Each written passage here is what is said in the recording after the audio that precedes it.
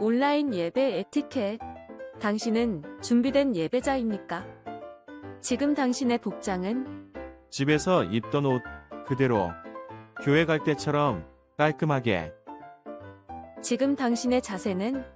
침대에 누워서 편안하게 책상에 앉아서 준비된 자세로 찬양을 부를 때 당신의 자세는? 누가 들을라 침묵을 지켜요. 마음을 다해 소리내어 찬양해요. 기도할 때 당신의 자세는? 누가 보지도 않는데 다른 짓 좀 하면 어때? 마음과 정성을 다하여 진심으로 당신의 예배 자세는 어떤 모습인가요? 준비된 몸과 마음으로 하나님께 영광 돌리는 거룩한 예배 시간 되시기 바랍니다.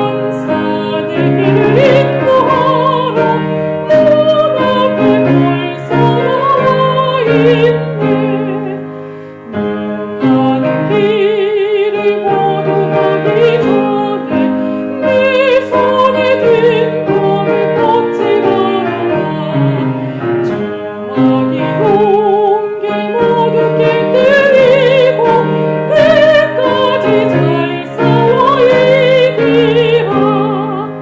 앞으로 시온 산당이 나가지 정성문만 바라고 나가세. 주의 천사니 길을 인도하라. 눈앞에 벌써 나와 있네.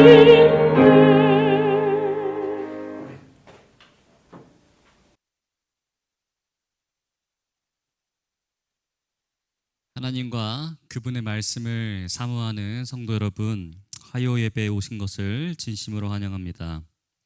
이 시간을 통해 말씀으로 하나님과 가까워지고 하나님의 뜻을 구하고 찾는 은혜의 시간 되길 간절히 바랍니다. 오늘은 예수님의 쓰심이라는 제목을 통해 하나님의 말씀을 함께 나눠보고자 합니다. 마태복음 21장 1절에서 4절, 12절, 14절입니다.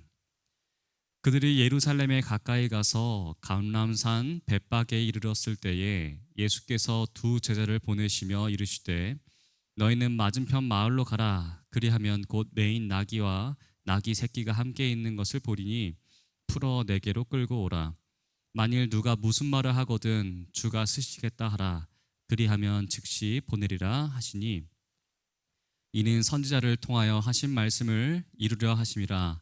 일러스되 예수께서 성전에 들어가사 성전 안에서 매매하는 모든 사람들을 내쫓으시며 돈 바꾸는 사람들의 상과 비둘기 파는 사람들의 의자를 둘러 엎으시고 그들에게 이르시되 기록된 바 내 집은 기도하는 집이라 일컬음을 받았으리라 하였거늘 너희는 강도의 소굴을 만드는도다 하시니라. 맹인과 저는 자들이 성전에서 예수께 나오매 고쳐주시니. 마태복음 21장은 왕으로 오신 예수님의 선전포고와 같은 장면입니다. 이때부터 예수님은 본격적으로 예루살렘으로 입성하십니다. 그동안 저 멀리 변방 갈릴리에서 자신이 메시아이심을 사람들에게 적극적으로 알리시기보단 오히려 예수님을 숨기셨습니다. 메시아이심을 보이시기보다는 복음을 가르치시고 치유하시는 사역을 더 많이 하셨죠. 그런데 이제는 본격적으로 종교, 문화, 사회의 중심지인 예루살렘으로 들어오십니다. 그 이유는 바로 예수님께서 그렇게 여러 번 강조하셨던 그 말씀이셨던 그 십자가를 지고 대신 죽어서 모든 인간의 죄를 대속하실 특단의 계획을 준비하시기 위함입니다. 그래서 예수님은 이제 예루살렘을 입성하십니다. 그런데 예수님은 끝까지 천국의 원리를 고수하십니다. 이 천국의 원리가 무엇이었습니까? 처음 된 자가 나중되고 나중된 자가 처음 되는 역전의 원리. 예루살렘에 입성하시기 전까지 이 18장과 19장, 20장에서 보여주신 것이 바로 그 내용이었습니다. 18장, 19장에서는 고아와 과부의 가치를, 20장에서는 포도원 품꾼 비유를 통해 먼저 믿는 자들과 나중 믿은 자들이 다 동일한 구원이 주어지게 될 것임을 또 보여주셨습니다. 각자의 위치와 상황에 따라 또 우리의 마음의 자세에 따라 그 온도차가 다를 것임을 보여주셨습니다. 똑같은 한 데나리온을 받는데 누구는 굉장히 감사하게 여기고 누구는 불평하게 될 것이었죠. 하늘나라의 구원조차도 우리의 상황과 우리의 판단에 따라서 그 가치가 다르게 느껴진다는 것이었습니다. 그래서 우리는 어떻게 살아야 하는 것이었을까요? 나의 연약함과 부족함을 알고 하나님의 은혜에 감사함으로 살아야 한다는 것이 예수님의 메시지였습니다. 이 원리를 예수님은 예루살렘으로 입성하시는 21장의 장면에서도 우리에게 강조하십니다. 오늘 말씀을 통해 하나님의 은혜에 감사함으로 살아가는 모든 거룩한 백성들이 되길 이 시간 간절히 기도합니다. 1절과 2절입니다.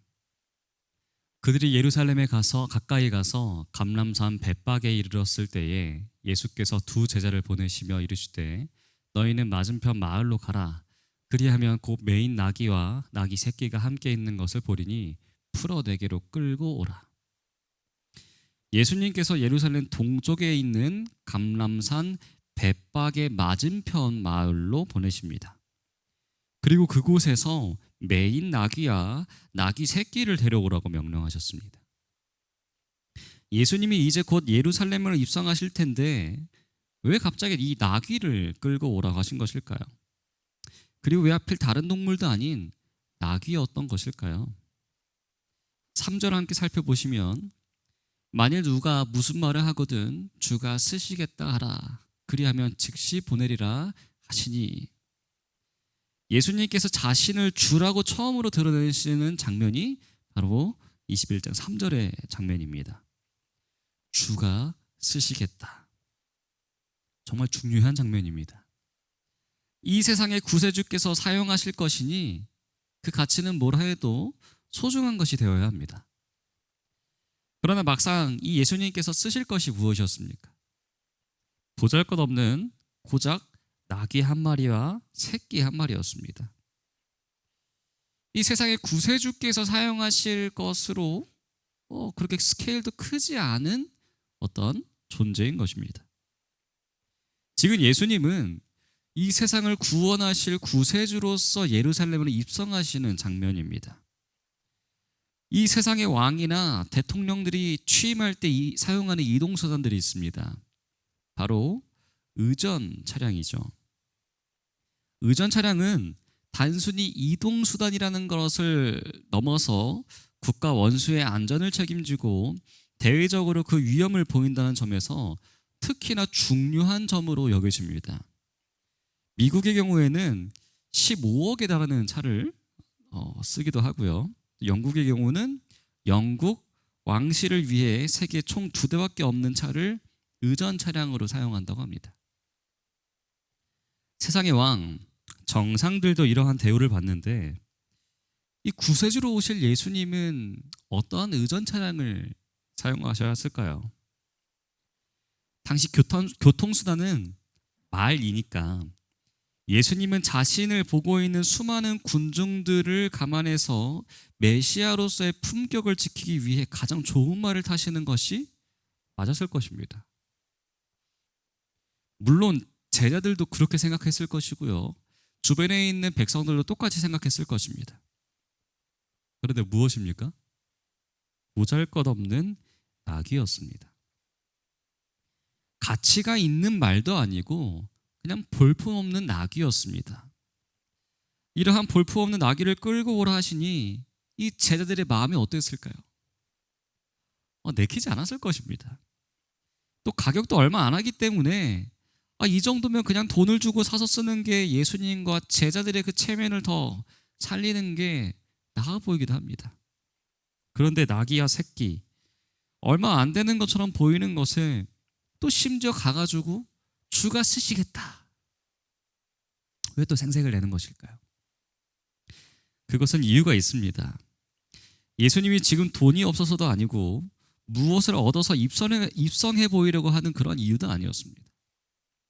나귀와 나귀 새끼가 바로 예수님께서 주이심을 드러내는 도구였기 때문입니다. 나귀와 나귀 새끼가 아니면은 안 되는 것이었고 반드시 필요한 것이었습니다. 그래서 이 순간 예수님은 숨기셨던 히든 카드를 꺼내십니다. 주가 쓰시겠다 하라. 마가가 쓴 이 장면을 보면 예수님께서 가져오라 하신 말씀하신 그 나귀에 대해 다음과 같이 부연 설명을 하고 있습니다. 마가복음 11장 2절입니다. 이르시되 너희는 맞은편 마을로 가라. 그리로 들어가면 곧 아직 아무도 타보지 않은 나귀 새끼가 매여 있는 것을 보리니 풀어 끌고 오라. 아무도 타보지 않은 나귀 새끼. 이 세속적인 통치자들은 본래 전쟁과 승리의 상징인 말을 타고 입성을 했습니다. 그러나 주이신 예수님은 아무도 타보지 않은 나귀를 타고 입성하십니다. 세상의 왕들과 비교해서 예수님은 평화와 겸손의 왕이심을 나타내는 중요한 내용이 들어가 있는 내용입니다. 또한 마가와 누가가 기록한 대로 아직 아무도 타보지 않은 것은 그분의 순결한 품격을 암시하고 있는 것이죠. 따라서 나귀를 타신 메시아는 이 세상의 왕과는 완전히 다른 왕이라는 것을 보여주고 있는 것입니다. 또 다른 이유도 있습니다. 4절과 5절입니다. 이는 선지자를 통하여 하신 말씀을 이루려 하심이라. 일러스되 시온 딸에게 이르기를 내 왕이 내게 임하나니 그는 겸손하여 나귀 곧 멍에 매는 짐승의 새끼를 탔도다 하라 하였느니라. 이 선지자를 통하여 하신 말씀은 스가랴 9장 9절이었습니다. 시온에 따라 크게 기뻐할지어다. 예루살렘에 따라 즐거이 부를지어다. 보라 내 왕이 내게 임하시나니 그는 공의로우시며 구원을 베푸시며 겸손하여서 나귀를 타시나니 나귀의 작은 것 곧 나귀 새끼니라. 예수님께서는 이 말씀을 이루시기 위해 나귀야 나귀 새끼를 부르셨습니다. 그런데 이 나귀야 이 나귀 새끼를 타는 왕은 겸손한 왕일까요? 아니면 무기력한 왕일까요? 큰 말도 아니고 멋진 병거도 아닌 너무 작은 것을 타고 오십니다. 오늘날로 따지면은 중후한 세단을 타고 오시는 것도 아니고 아담한 마티즈 하나를 타고 오시는 것으로 동일한 것이죠. 상상만 해봐도 얼마나 초라하고 이상합니까? 한 나라를 대표하는 그 대통령이나 왕이 정말 작은 소형차를 타고 온다는 것, 경차를 타고 오는 것, 이상하지 않습니까? 하물며 세상을 구원하실 구세주께서 다른 곳 아닌 그 무기력한 것을 타고 온다. 너무나 무기력하게 보입니다. 그런데 무기력한 왕이 아니라 겸손한 왕입니다. 그래야 9장 10절에는 이렇게 이어집니다. 내가 에브라임의 병거와 예루살렘의 말을 끊겠고 전쟁하는 활도 끊으리니 그가 이방 사람에게 화평을 전할 것이요 그의 통치는 바다에서 바다까지 이르고 유브라데 강에서 땅 끝까지 이르리라.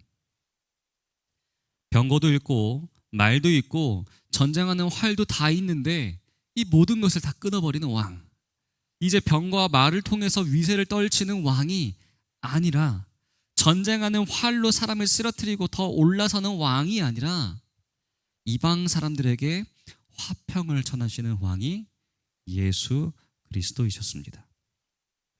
힘도 있고 위세도 있는데 그것을 가지고 남을 무릎 꿇게 하고 남을 짓밟고 올라가는 왕이 아니라 화평의 왕이십니다. 이것이 스가랴가 예언했던 왕, 다시 오실 메시아였습니다. 그 메시아의 말씀을 이루기 위해 나귀와 나귀 새끼를 부르시는 예수님이십니다. 그리고 나서 더 중요한 것이 있습니다. 이 나귀와 나귀 새끼는 원래 매여 있는 존재였습니다. 다시 2절로 돌아가겠습니다. 이르시되 너희는 맞은편 마을로 가라. 그리하면 곧 매인 나귀와 나귀 새끼가 함께 있는 것을 보리니. 매여 있던 나귀와 나귀 새끼.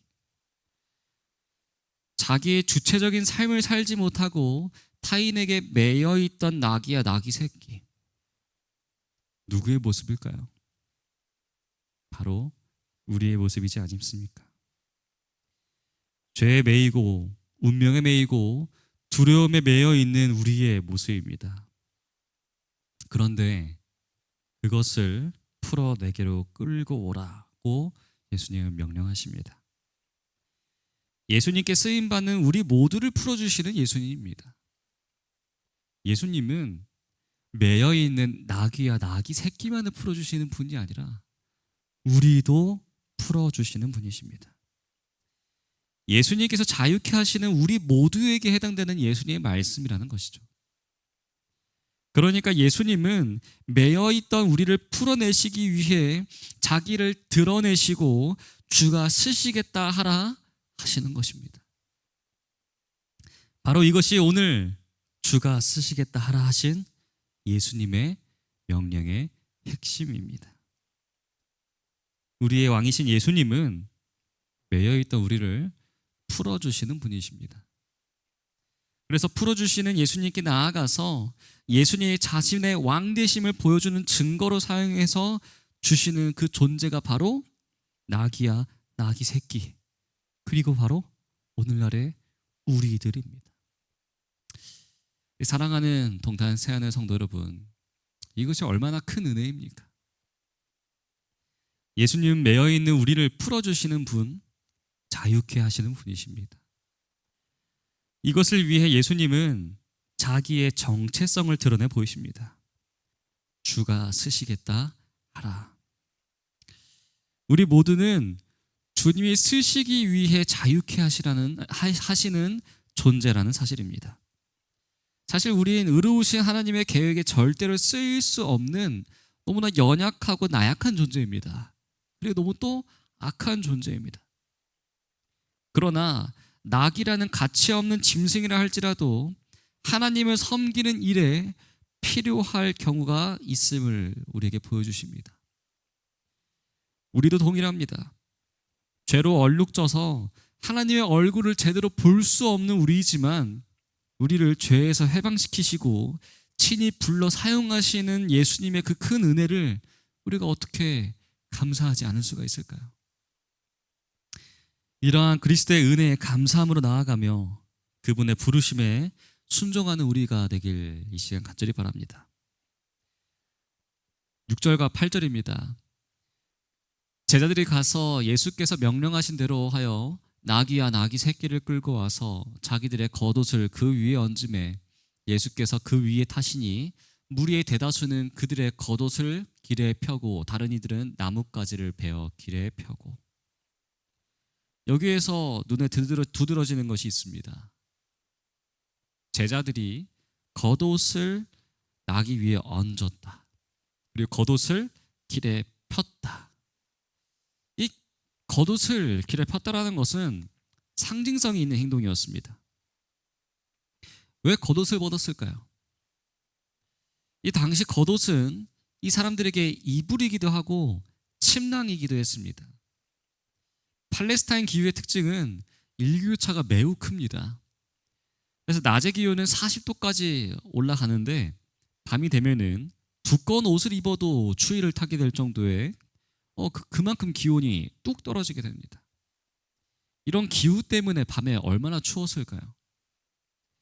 당시 사람들에게 있어서 이 겉옷은 그래서 너무나 귀중한 물건이었습니다.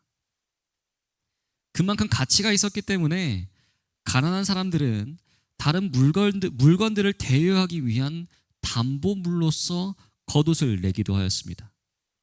그리고 출애굽기 22장 26절을 살펴본다면은 모세의 율법에 채권자가 그 옷을 담보로 밤새도록 보유하고 있는 것을 금지하기로 했습니다.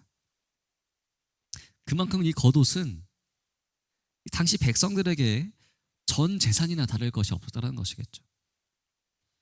자신들이 가지고 있는 가장 귀한 겉옷을 바닥에 깔았습니다. 이제 난 당신의 소유입니다. 당신은 나의 왕입니다. 이렇게 선언하는 것이 자신의 겉옷을 바닥에 까는 것이었다는 것이죠. 또 한편으로 열왕기하 9장 13절 함께 보시면은 새로운 왕을 위하여 겉옷을 길에 까는 일이 등장하게 됩니다. 무리가 각각 자기의 옷을 급히 가져다가 섬돌 위 곧 예후의 밑에 깔고 나팔을 불며 이르되 예후는 왕이라 하니라. 악한 왕 아합의 통치 시대 때 엘리사에게 하나님의 영이 임하여서 예후라는 군대 장관에게 기름 부어 새로운 왕으로 삼으라는 선포가 일어나게 됩니다. 이때 무리가 자기의 옷을 급히 가져다가 이 예후의 밑에 깔게 됩니다. 깔고 나서 나팔을 불고 예후는 왕이라고 소리쳤습니다. 이 사건을 예루살렘 사람들은 이미 잘 알고 있었습니다.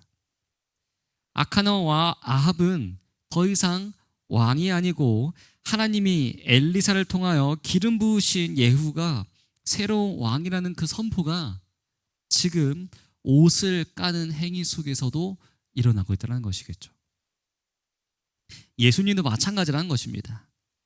아합과 같은 악한 왕, 헤롯의 자녀들, 분봉왕들, 로마의 총독들과 황제가 있지만 진짜 왕은 예수님이시라는 것을 선포하는 것이 자신의 모든 것을 내바치며 예수님을 영접하는 것이었습니다. 비록 당시 이 백성들이 원했던 왕 메시아는 이 로마의 압제에서 벗어나게 해줄, 해방시켜줄 그냥 정치적인 왕이었습니다. 그러나 그 백성들이 자신의 모든 것을 내며 예수님을 영접했던 그 모습은 우리의 신앙 가운데서도 이루어져야 하는 모습입니다. 과연 우리는 얼마나 예수님을 나의 왕으로 모시며 살아가고 있습니까? 왕이신 예수님께 나의 가진 모든 것을 우리는 정말로 드리고 있습니까? 정말 전적으로 내 가장 소중한 것을 하나님께 맡기며 그분께 영광과 경배를 돌리고 있습니까? 나의 가장 소중한 것을 예수님께 내어 맡기는, 또 내어 드리는 그러한 믿음이 우리에게 함께하게 되길 이 시간 간절히 기도합니다. 우리의 앞길을 위해 나아가시는 예수님께 기쁨으로 나의 모든 것을 드리며 경배와 찬양을 돌리는 우리가 되길 간절히 바랍니다. 왕으로 오신 예수님께서 예루살렘에 입성하신 이후에 가장 먼저 하신 일이 있습니다. 마태복음 21장 12절 13절입니다. 예수께서 성전에 들어가사 성전 안에서 매매하는 모든 사람들을 내쫓으시며 돈 바꾸는 사람들의 상과 비둘기 파는 사람들의 의자를 둘러엎으시고 그들에게 이르시되 기록된 바 내 집은 기도하는 집이라 일컬음을 받으리라 하였거늘 너희는 강도의 소굴을 만드는도다 하시니라. 예수님이 왕권을 가지고 나귀와 나귀 새끼를 타시고 겸손한 왕으로 오셔서 가장 먼저 하신 일은 성전을 정화하시는 일이었습니다. 욕심으로 빼앗긴 성전을 되찾으시는 것, 하나님의 임재 안에서 이루어지는 정의와 공의를 되찾기 위해 예수님은 왕으로 예루살렘으로 입성하십니다. 내 집은 기도하는 집이라. 기도를 되찾기 위해 예수님은 왕으로 예루살렘으로 입성하십니다. 신앙생활이 하나의 액세서리가 되어버리고 돈벌이가 되어버린 이 시대에 예수님께서 분노하십니다. 하나님을 만나는 성전이 매매하는 곳이 될 수 있겠느냐? 어떻게 기도하는 사람은 한 명도 없고 강도의 소굴로 만들었느냐? 예수님께서 분노하셨습니다. 그 다음에 행하신 일, 너무나 중요한 일입니다. 14절, 맹인과 저는 자들이 성전에서 예수께 나오매 고쳐주시니. 예수님께서 원하셨던 모습은 맹인과 저는 자들이 성전에서 예수님께 나오는 것. 이들은 성전에 들어갈 수 없는 자들이었습니다. 예수님께서 성전에서 매매하는 자들을 내쫓으시는 모습을 보고 이들은 자신감을 가지고 성전에 나오게 됩니다. 지금까지는 자격이 중요했습니다. 얼마나 건강한가, 얼마나 돈이 많은가, 얼마나 하나님 보시기에 괜찮은가, 이러한 자격들이 중요했습니다. 그러나 이제는 자격이 아니라 자세가 중요해졌습니다. 겸손한 자세로 왕이신 예수님 앞에 나아가게 됩니다. 그리고 예수님은 그들을 성전에서 맞아주시고 고쳐주십니다. 그리고 성전의 가치가 무엇인지 선포하십니다. 성전이란 자격이 있는 자들이 모여서 잔치하는 곳이 아니다. 맹인과 저는 자들과 아무것도 아닌 자들도 함께 나와서 고침을 받는 곳이다. 이 모든 것이 지금까지 지속적으로 예수님께서 말씀하셨던 그 천국의 원리와 동일하지 않습니까? 팔복에서 외치셨던 심령이 가난한 자가 복이 있고, 애통하는 자가 복이 있고, 온유한 자가 복이 있고, 의에 줄이고 목마른 자가 복이 있다고 말씀하셨던 예수님의 그 마음이 그대로 드러나지 않습니까? 예수님은 굉장히 일관적인 분이십니다. 세상의 논리에 얽매이시는 분이 아니십니다. 낮은 자를 높여주시고 없는 자를 존귀하게 여기시는 분이십니다. 그래서 그 당시 종교 지도자들, 성전의 기득권을 가지고 있는 자들을 물리치시고 맹인과 저는 자들로 성전을 가득 채우시고 고치셨던 분이 예수님이셨습니다. 오늘날의 사회는 힘의 가치와 유익을 중심으로 모든 일이 돌아가고 있습니다. 지금 계속해서 각지에서 일어나고 있는 전쟁도, 우리의 매일의 삶 가운데 치열하게 벌어지고 있는 경쟁들도, 하루하루 돈을 벌며 살아가는 그 발버둥도 다 동일합니다. 그런데 이럴 때에 예수님께서 우리에게 오신다면은 예수님은 어떻게 하실까요? 힘과 능력의 가치에 따라 너 잘못했어, 너 물러나, 이런 식으로 정죄하시는 것이 아니라 고통 가운데 아파하는 사람들을 불러 모으시고 고쳐주시며 그들의 왕이 되어주시는 분이 예수님이지 않겠습니까? 오늘날 같이 삭막하고 힘들고 어려울 때 이러한 너무나 이기적인 세상 가운데 우리는 어떻게 살아가야 하는 것일까요? 예수님이 우리 가운데 오시기를 우리는 기도해야 합니다. 그 겸손의 왕이신 그 예수님께서 우리 가운데 오시기를 우리는 기도해야 합니다.